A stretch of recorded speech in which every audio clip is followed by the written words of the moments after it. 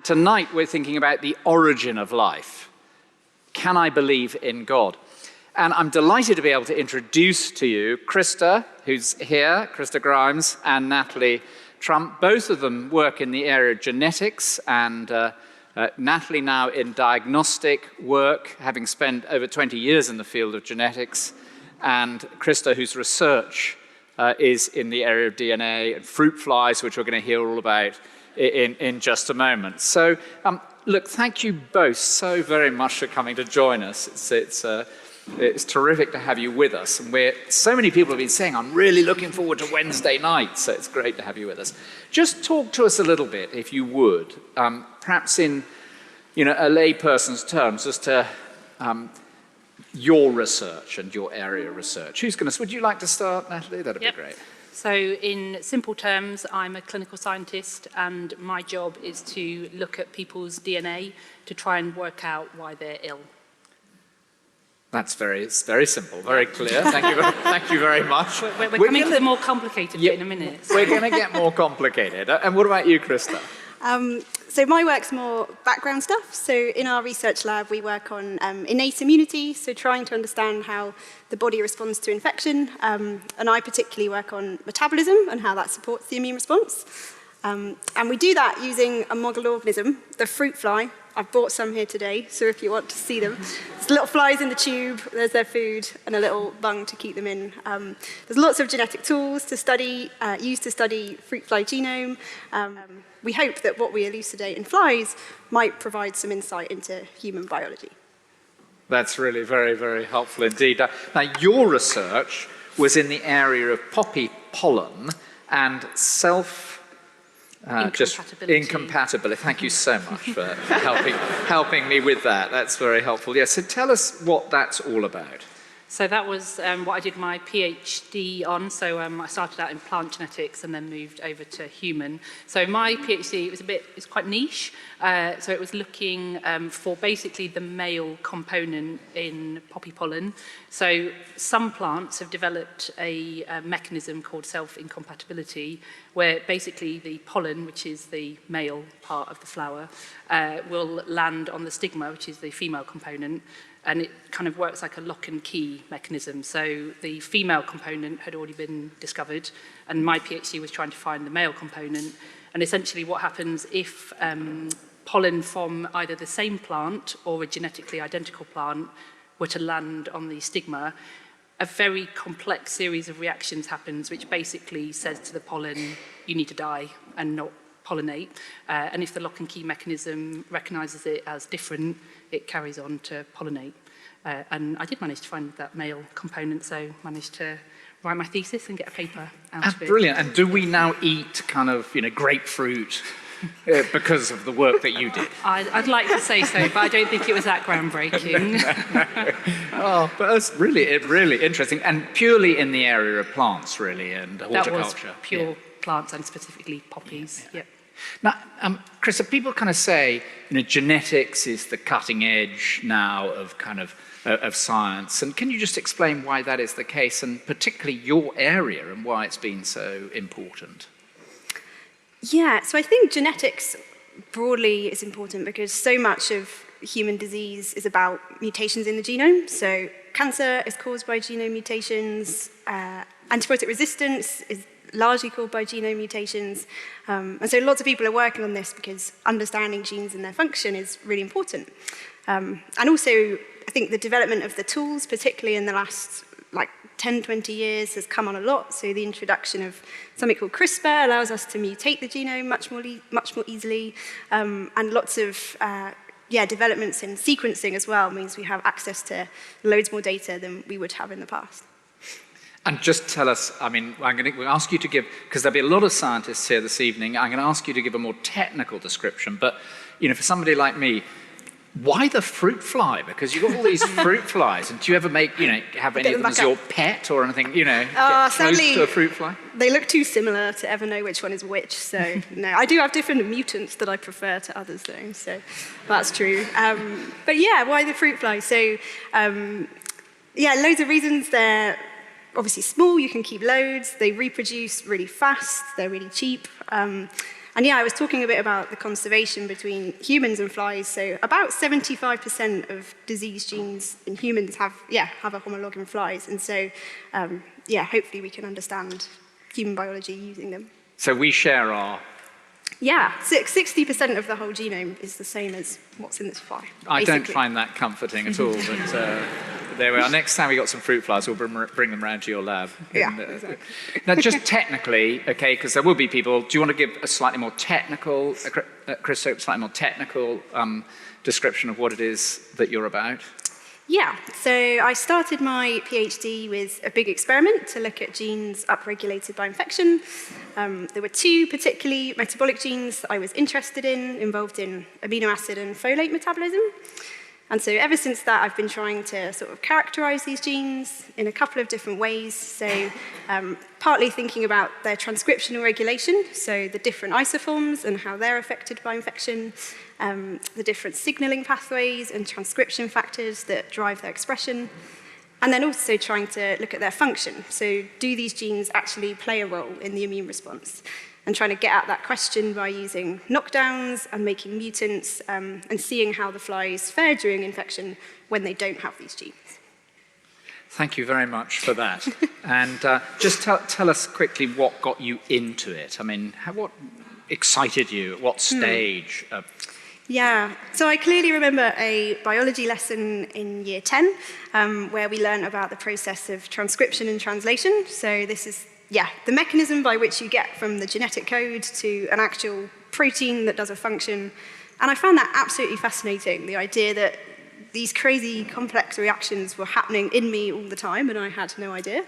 So I thought it was fascinating, but then also useful. Obviously, it's through biology that we understand disease, that we make therapies. So I liked the idea that I could study something that I found super interesting that would also might have a use for society. Age 10? No, year 10. Like year 15. 10. 15. Thank you. I'm so sorry, Krista. Just feeling rather... Definitely not age 10. Awestruck there for a second. Still, that's not, that's young. Nathalie, what about you? More technical? Okay, so basically people who have suspected genetic disorders would go to a clinical geneticist and they would refer them for genetic testing. So they'd either have a blood sample taken or a saliva sample. DNA would be extracted from that, which would then be sequenced. And that's where I then come in. So we basically take a patient's genome and align it against a reference genome. And essentially what we're trying to do is look for differences between the patient and the reference genome. And my job's trying to work out what is just normal variation. So there will be differences between our genomes and our genomes, which aren't having any deleterious effects. But there are some changes, especially in a person who has a genetic disorder, that could be the disease-causing change. So we filter down from thousands of variations down to a more manageable number, maybe 10 to 50, and then interrogate those variants a lot more closely, and then basically trying to categorize those into benign changes, so not disease-causing, or if you find a disease-causing change, and then we write that in what is hopefully an understandable format that goes back to the doctor, who then communicates that to the patient. Fascinating. It must be such a wonderful and fulfilling area to work in. And I just need to say, because a couple of people already come up to me and said, look, I've got my genetic code, and will Nathalie look at it for me to find out if I've got an ingrown toenail or something like that. But you only take cases that are referred by doctor surgeries. Yeah, I'm not allowed to do direct-to-consumer testing. It has to go through a clinical geneticist first. So I'm sorry if that's disappointed anybody this evening. And what got you into it then, Nathalie? I mean, mine's not quite as exciting as Chris's. I basically fell into it.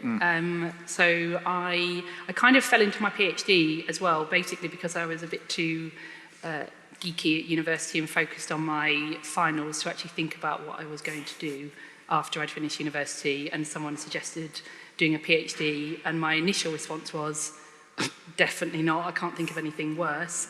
And then I realised it was actually more like a job where you'd go to each day and do experiments, and because I was going to be a teaching assistant, I'd get paid. So I basically thought, I could get paid to be called a doctor. So that's why I ended up doing my PhD. So not a great reason for doing it.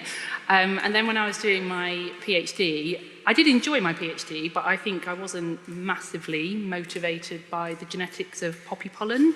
And I'm not sure I could see myself in academia long term. So I think it was either in my second year or the beginning of third year, I took myself off to a careers advisor and basically said, what do people do with my skill set?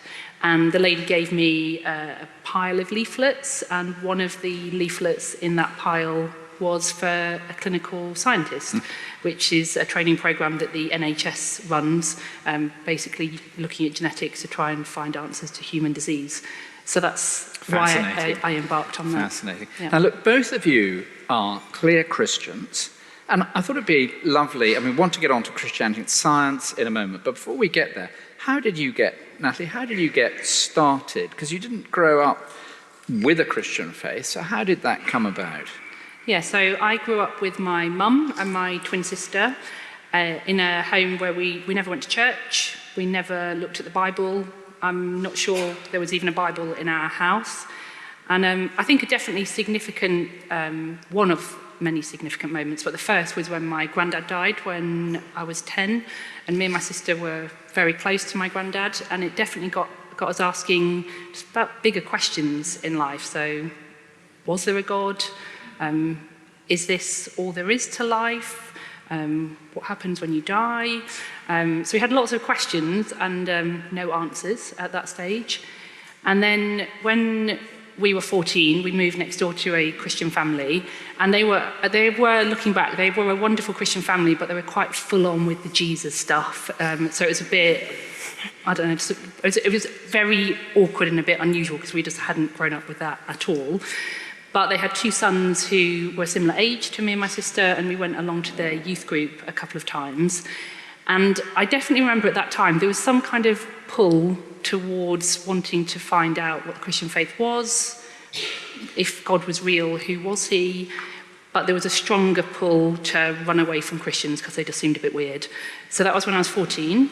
And then fast forward to being 16, me and my sister started college.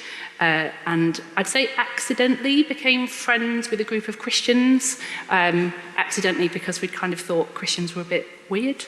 But they weren't that weird. They were actually they were a great group of friends, and they were very persistent in keep inviting me and my sister to church or to go along to events at the Christian Union.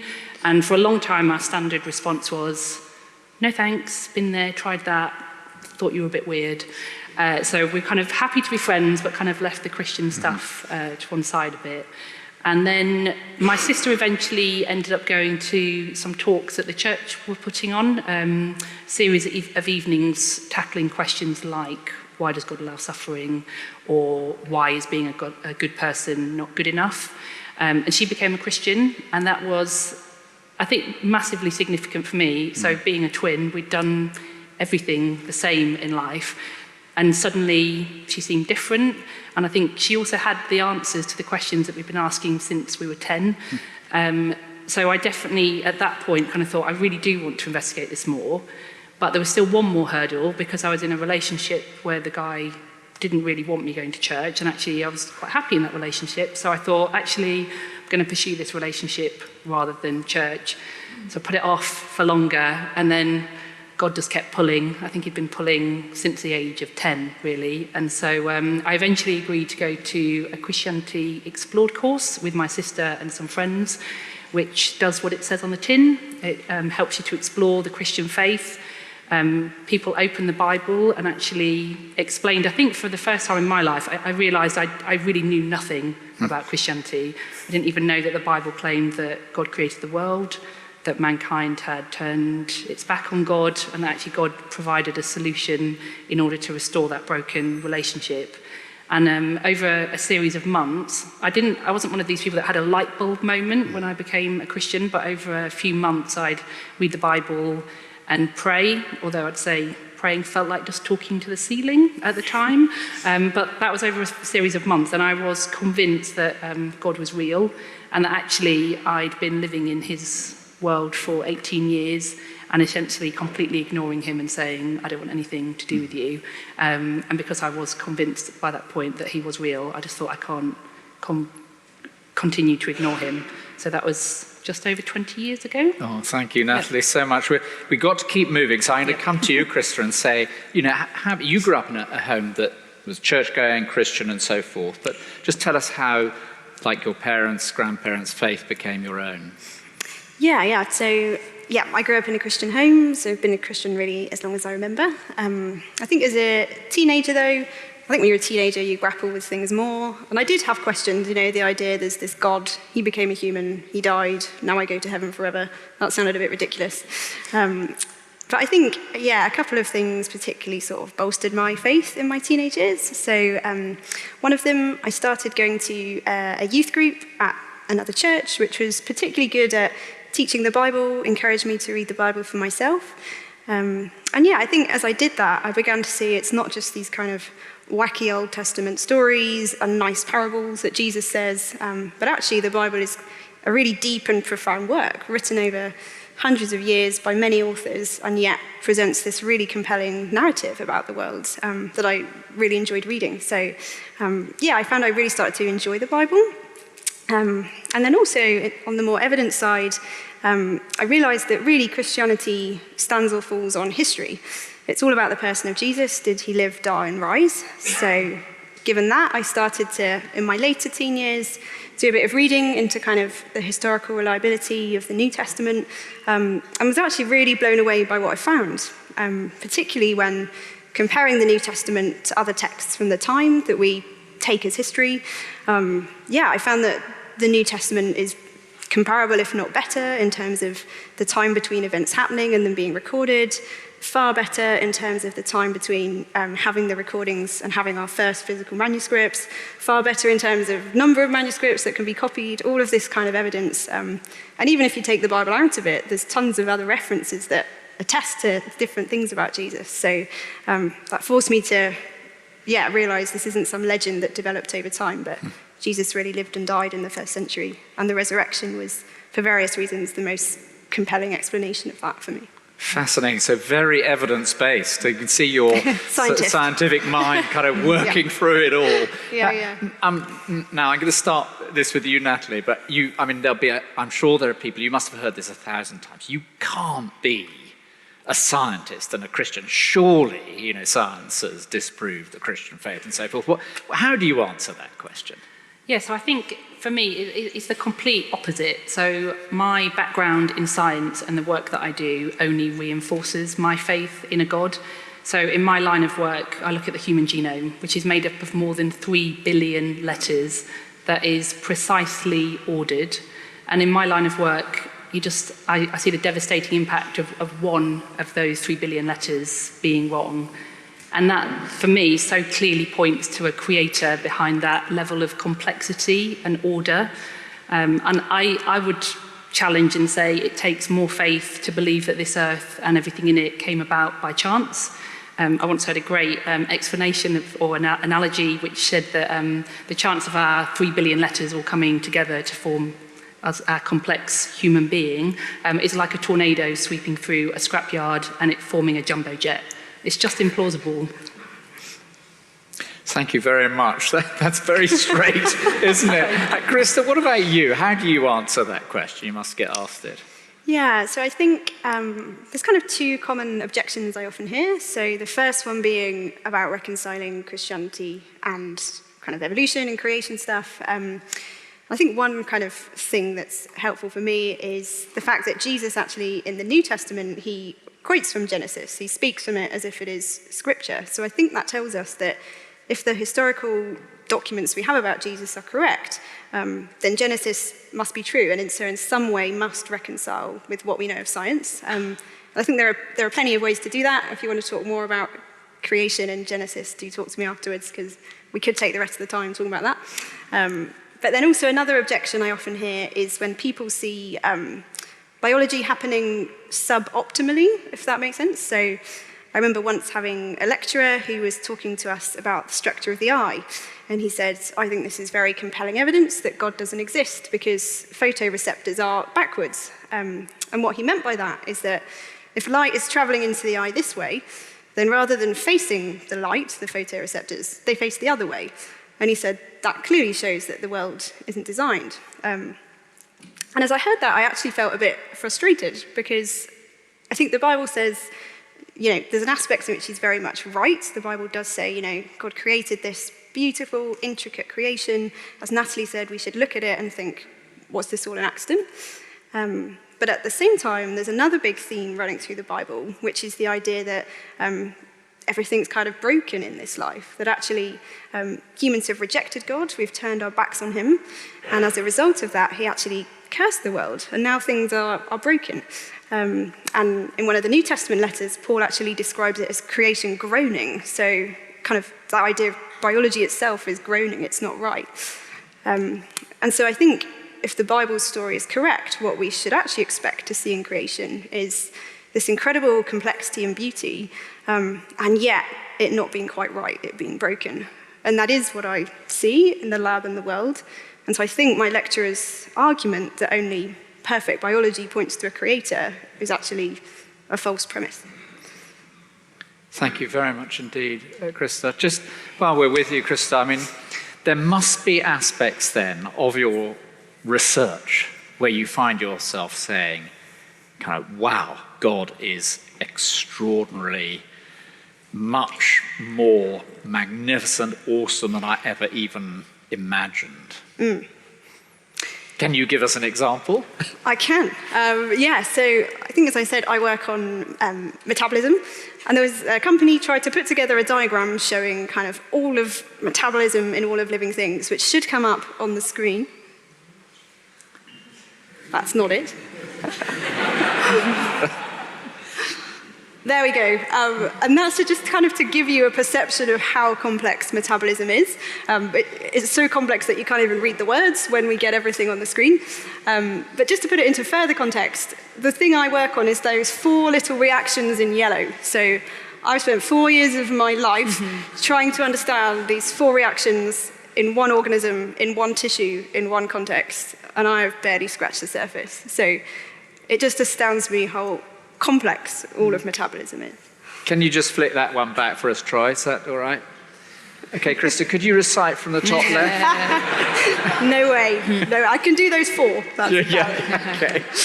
I mean, that is remarkable. Thank you. What about you, Nathalie? Is there anything you look at? I mean, I think, like I said before, the complexity of the human genome, 3 billion letters ordered in a precisely fine-tuned way.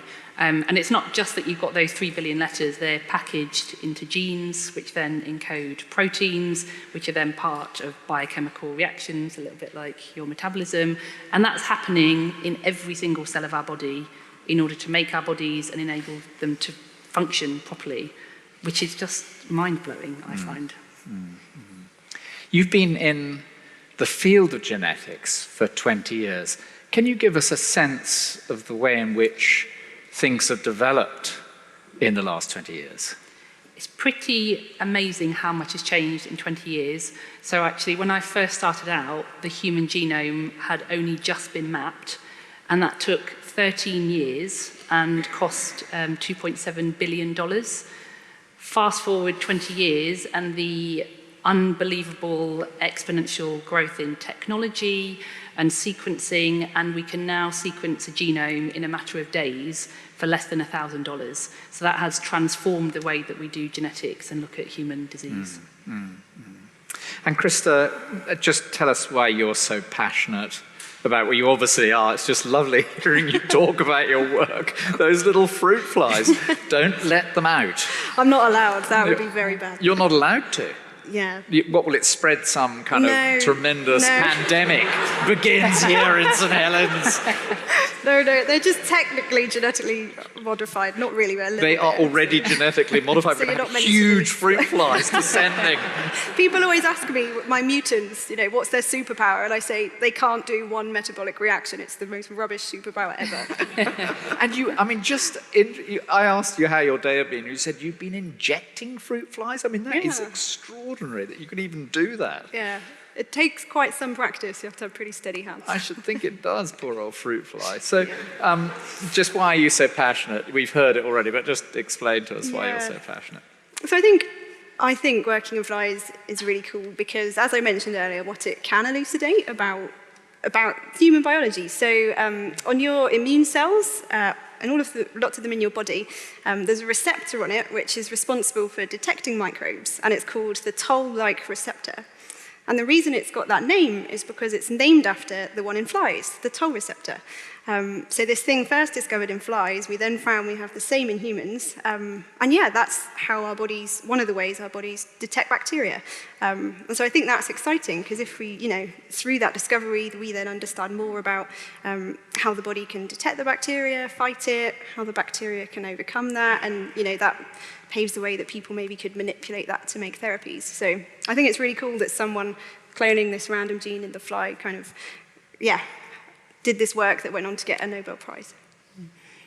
We must draw to a close. In the last, we got just a couple of more minutes. So, Krista, in a nutshell, if you had to summarize the Christian faith, what would you say in a nutshell?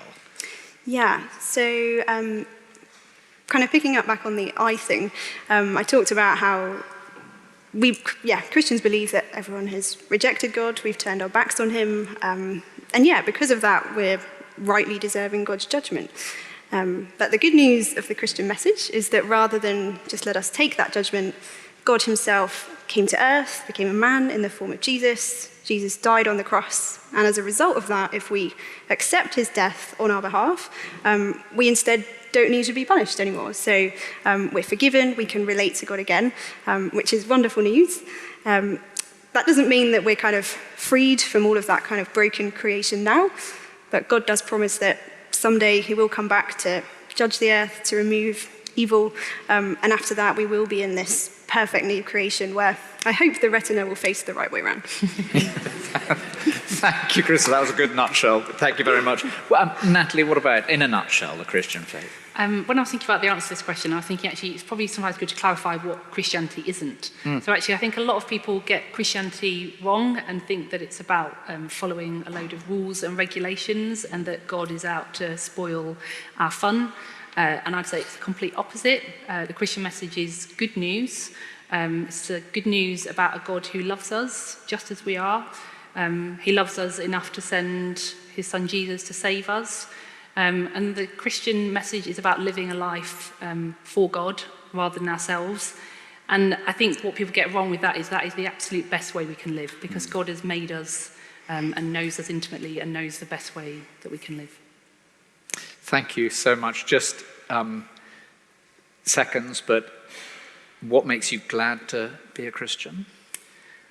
I think the main one is knowing that I'm unconditionally loved by God, just as I am. I don't have to earn it. And I think in a world where we see so many people, including myself when I get it wrong, striving for things that the world offers, that says you'll get your joy and your satisfaction and your value from things of the world, knowing that that is actually not true, and actually my joy and my satisfaction and value comes from being loved by God.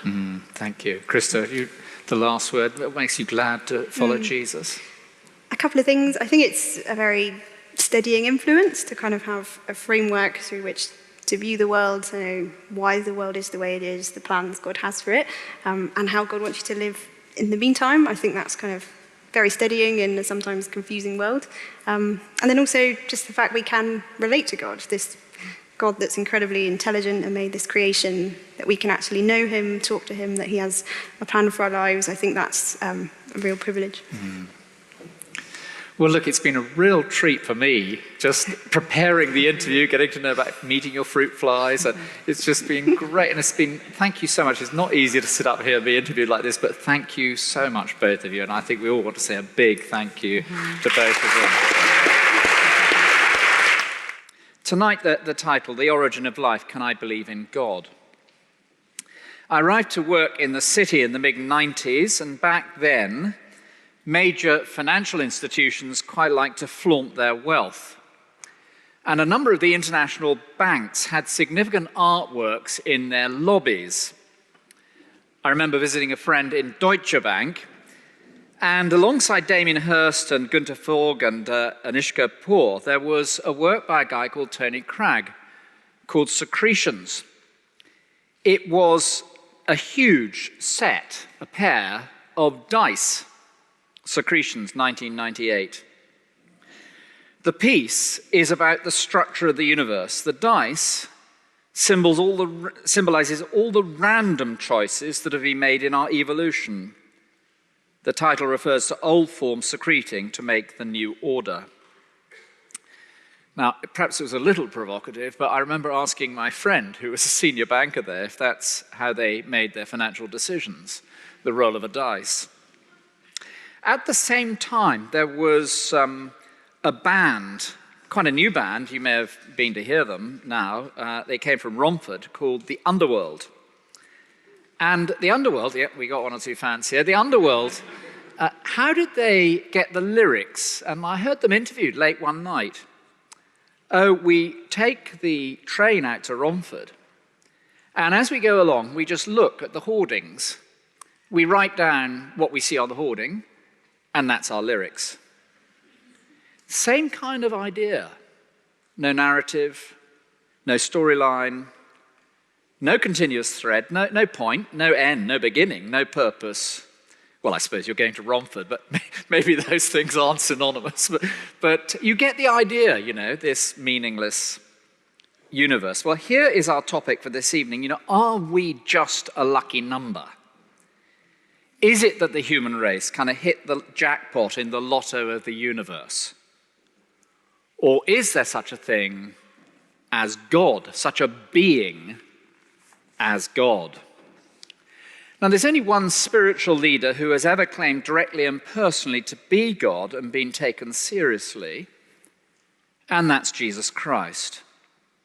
So I want to take us to this account. You've got it on your tables there, John's account of Jesus' life, and to look at just one incident in the teaching of Jesus. The author of John's account is John. John is described in the account as the disciple whom Jesus loved. Incidentally, he is the disciple of Jesus who lived the longest. He's the only one who was not martyred, though he was imprisoned for his faith.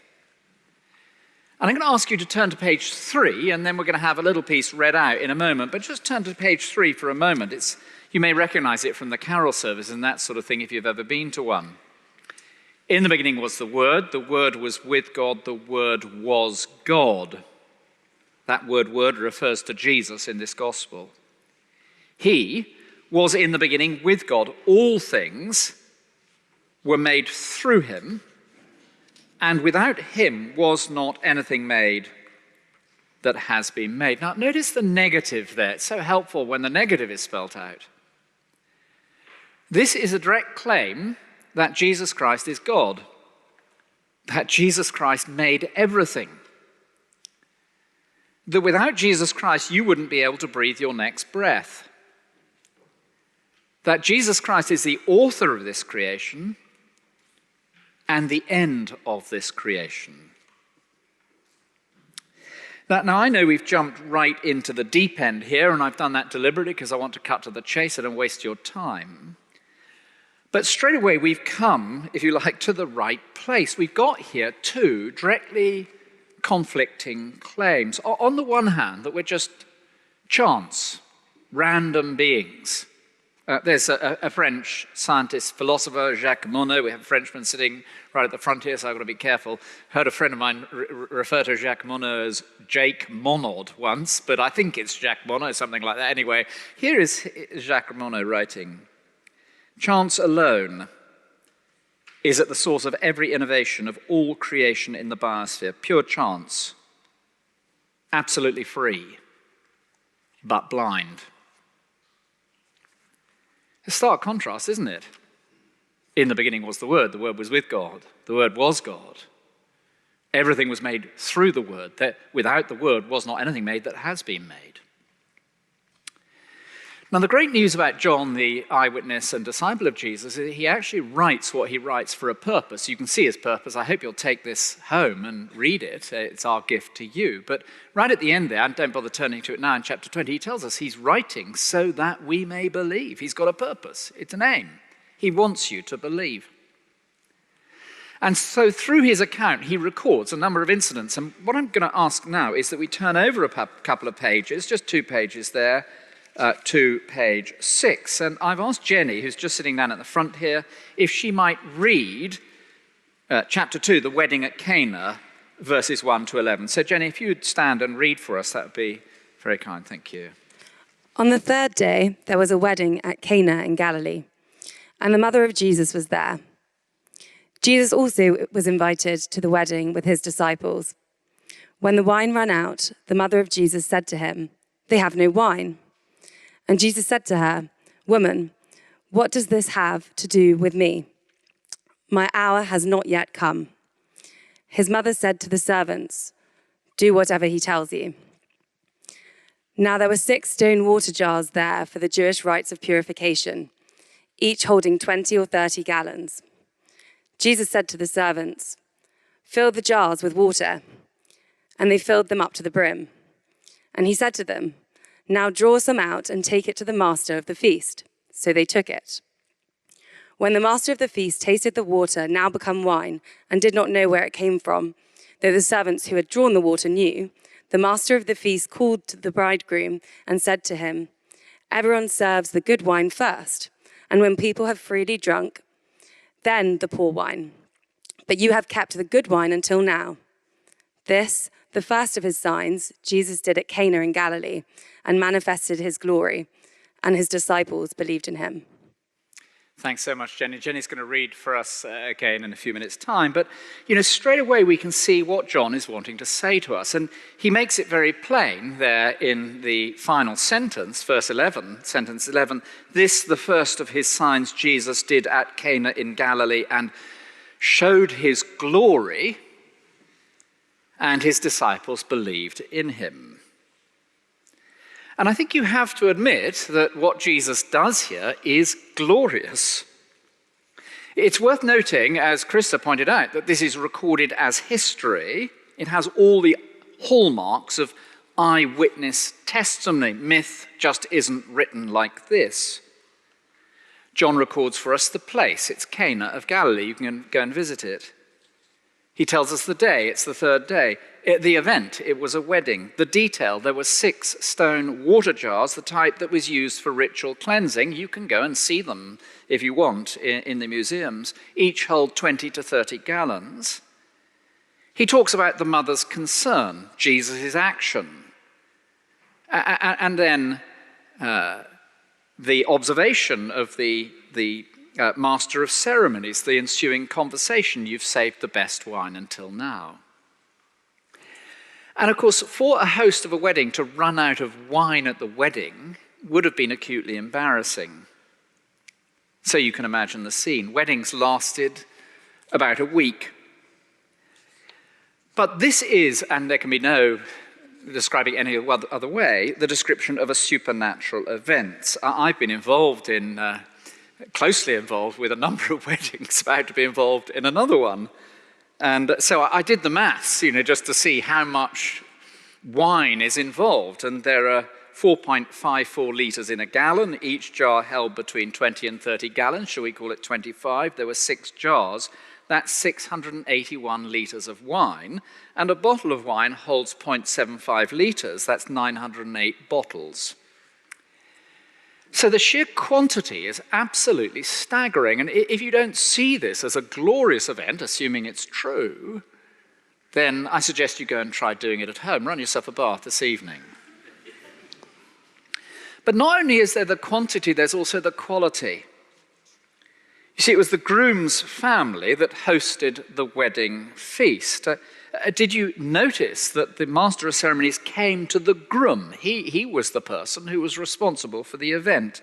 You can see it there in verse 10. Everyone serves the good wine first, and when people have drunk freely, then the poor wine. But you've kept the good wine till now. We've all been there, haven't we? Well, maybe you haven't. Do you know, my dad was a wonderful guy, just great fun. He did like really good wine, and when he just had a whole load of sort of 14-year, he probably shouldn't have given us wine when we were 14, but when You can't arrest him anyway, he's now dead, sadly. But when he had a whole load of people who didn't know the left from the right with this sort of regard, he might have a bottle of wine that he just kept down by the foot of the desk for himself and one or two other cognoscenti, and he'd pour them from that, and then he'd pour all the riffraff like me from another bottle. So we've all been there. You've kept the best wine till now. People normally serve the good wine first. But you see, what Jesus did, it's no kind of home brew Chateau Neuf de Lidl. And it's not student bash, screw top, one glass, filthy headache kind of stuff. This was the finest Chateau Lafleur Petrus, clocking in at £674 a bottle. And he creates 75.5 cases of the stuff with just a word. Doesn't even touch them. Now, I know what some of you are thinking right now. Well, I want to imagine I might know what some of you are probably thinking, well, next time I have a party, I must try and get Jesus to come along. Okay, so some may be thinking that. But others may be saying something like this. This is exactly what I was expecting. Come to an event like this, with a bunch of Christians. And they'll be talking about all sorts of mumbo-jumbo, the sort of thing you can't possibly believe, before breakfast. Let me just, we've lost that. Let me just remind you of the White Queen in Alice in the Looking Glass. Now I'll give you something to believe. I'm just 101, 5 months and a day, says the Queen. I can't believe that, says Alice. Can't you, the Queen says in a pitying tone. Try again, draw a long breath and shut your eyes. Oh, there's no use trying, said Alice. One can't believe impossible things. I dare say you haven't had much practice, said the Queen. When I was your age, I always did it for half an hour a day. Why, sometimes I believed as many as 6 impossible things before breakfast. And I think some people think, well, that's Christians. These Christians, they just managed to persuade themselves to believe 6 impossible things before breakfast. And because this evening is about whether we are prepared to believe in God, I thought we just need to think about this evidence for a moment. Notice the scale of this event. And it's not the only such incident. In this eyewitness account, we read of Jesus turning water into wine, healing an official's son on the point of death, enabling a man to walk who's been paralyzed and stretcher-bound for 38 years. You medics think about that. Giving sight to a man who'd been born blind, raising a dead man who had been in the grave in the heat of Palestine for 4 days, himself rising from the dead. Each one of these events is publicly witnessed, and each individual was publicly known. And supernatural events of this sort didn't happen then either. So the people who witnessed them, they lived in the same world as us. And John and his contemporaries, they weren't kind of gullible peasants who lived in some backwater and all the time believed fantasy events of this sort. Dead people don't rise out of their coffins. It just doesn't happen. I mean, think of your street or your family or your workplace. Somebody with a lifelong debilitating illness. Suddenly they appear, having been made well. The scale of the event. But also the nature of the evidence. The evidence we're looking at, it's really important we realize this. It's not on the same plane as scientific evidence, but it doesn't make it any less admissible. Historical evidence, by definition, is not replicable. You can't just get out another fruit fly and say, let's do it again. And that's the whole point about courtroom testimony. When you're in the courtroom, the judge doesn't say, well, let's run through that murder again, shall we, and see whether it happened. No, that's not how historical courtroom evidence works. It doesn't make it any less true. So what you then have to do is say, what about the eyewitnesses? Are they credible witnesses? How many of them are there? Did this happen more than once? May I then just raise one other point for you to ponder, perhaps over your cereal tomorrow morning. It's always struck me that there is something of a problem with this line of reasoning. There's no such thing as the supernatural, and therefore miracles simply don't happen.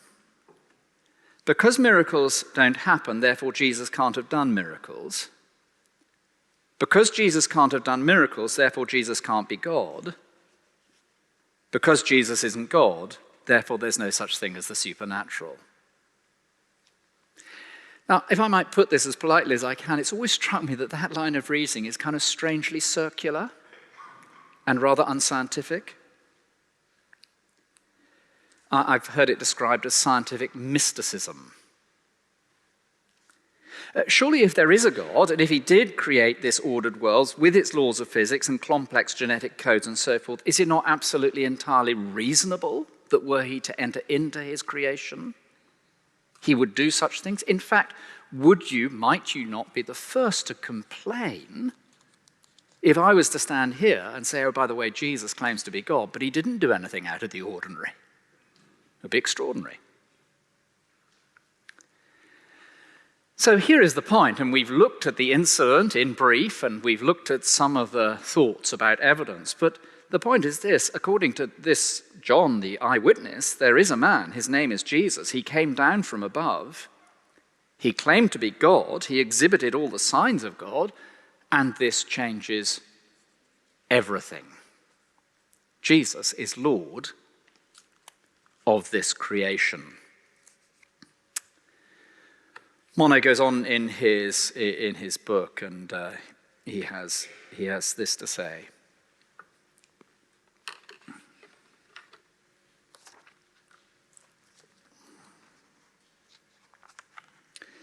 The universe was not pregnant with life, nor the biosphere with man. Our number came up in the Monte Carlo game. Is it any wonder, like the person who has just made $1 million at the casino, we feel strange and a little unreal? And then he concludes, man must at last wake to his total solitude, his fundamental isolation. He is like a gypsy living on the boundary of an alien world, a world that is deaf to his music, indifferent to his hopes, his suffering, his crimes. Well, maybe. But what if there really was a man? And this man is Jesus. And he stepped into this world with this kind of authority as Lord of creation. And have you explored it? And would you? There is more to it, however, because not only does this incident in its immediate detail suggest that Jesus is Lord of this creation, it also suggests in its wider setting that Jesus can deliver on a new creation. This is immensely important. I think it speaks right into what you and I long for. Jesus did not come in a vacuum. He didn't come as a bolt from the blue. I think some people think, oh, well, this group of people, this Jesus suddenly appeared from nowhere and disappeared, and it was all kind of like that. No, he stepped into what one might call a matrix or a grid of understanding. And in the first part of the Bible, marriage is used not only to describe the relationship between husband and wife, but also to describe the relationship between God and humanity.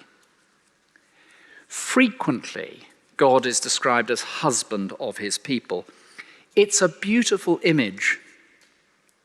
It speaks of intimacy, exclusivity, commitment, care, faithfulness, love. And the promise in this, if you like, matrix of interpretation and understanding built up over thousands of years is that God will visit his people, and that on the day of his coming it will be like a glorious marriage feast in which everything that spoils this world ultimately is reversed. Now, I've asked Jenny if she would read a very short passage written 750 years before Jesus came. So, Jenny, if you're happy to read from Isaiah chapter 25, verse 6. On this mountain, the Lord of hosts will make for all peoples a feast of rich food, a feast of well-aged wine, of rich food full of marrow, of aged wine well refined. And he will swallow up on this mountain the covering that is cast over all peoples, the veil that is spread over all nations. He will swallow up death forever, and the Lord God will wipe away tears from all faces. And the reproach of his people he will take away from all the earth, for the Lord God has spoken. Now, do you notice the host of this feast? It's God. And do you notice the feast, that it is a feast? And do you notice the well-aged wine, the rich food full of marrow, the shroud that covers all humanity? Did you notice death? And did you notice that beautiful piece, he will wipe away every tear from the eye? It's a glorious promise that everything that spoils this world, the disorder, the disease, death itself, will be removed when God visits his earth in person. And I love the image of tears being wiped from the eye, the idea of God leaning forward and wiping away a tear.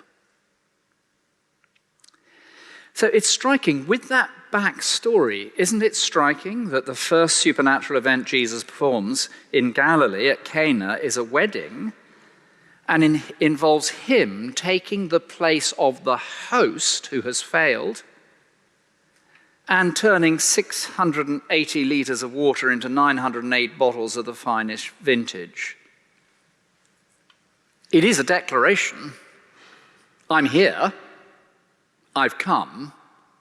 Husband of my people, I am the bridegroom you've been longing for. God has arrived. There is a man, his name is Jesus. He is the Lord of this creation. And he is the one who will deliver on this new creation. Now again, forgive me for trying to anticipate people's thoughts, but I wonder if somebody isn't thinking, well, that's all very well, but clearly it didn't work. I mean, here I am drinking a can of Brewdog with a plastic plate and a wooden spoon, and really this doesn't quite feel like the new creation, William. Have you not heard of the pandemic and of the war? Well, I wonder if you noticed in the original reading, just look back up the page to chapter 2 and sentence 4. We're on page 6, so if you turn there again, because this is very important. It enables us to get the timing right. Jesus said to his mother, "Woman, don't worry about that, that's just a normal means of address. What does this have to do with me?" And then he says this extraordinary, did you notice it? "My hour has not yet come."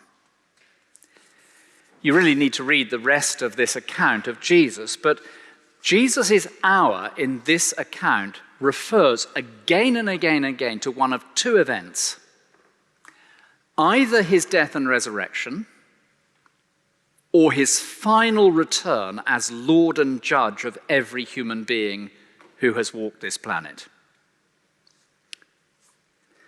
You see, if there is a God, if he has created us, if we are his creatures, then as Krista so helpfully pointed out, we've got a problem. Because every single one of us in this room has, as it were, held God at arm's length, not treated God as God. And that creates a real problem for us, a broken relationship, a mountain of debt, stains of guilt, and of past rejection of our Creator. It's a massive thing. And the hour refers to Jesus' death. We're going to talk about it in detail tomorrow night, so do come tomorrow or live stream it. And at the hour of Jesus' death, he went to the cross out of deep love for you and me, so that the mountain of debt could be cleared, the stains washed clean, and we could be forgiven. The hour. My hour has not yet come. It's not yet time for my death. But my hour has not yet come. There's a further hour when Jesus will return as Lord and Judge of all humanity, your judge and my judge. And on that day, he will bring in this glorious new creation. And I suppose that leaves us then at the close with the question of whether we're going to be part of that. His disciples, they saw his glory and they put their trust in him. Do you see, there are two views of the world, aren't there? Either we're just a lucky number, Jacques Monod. You may have noticed that actually Richard Dawkins' language is strikingly similar to Jacques Monod, which always strikes me as interesting. We're just a bunch of DNA, and DNA neither cares nor knows, you're just a lucky number. Or there is a creator. He is a personal God. He loves you. He sent his son to die for you. He will return. And on that day, that which is prefigured in a tiny way in this little village in Cana in Galilee will be a glorious future reality.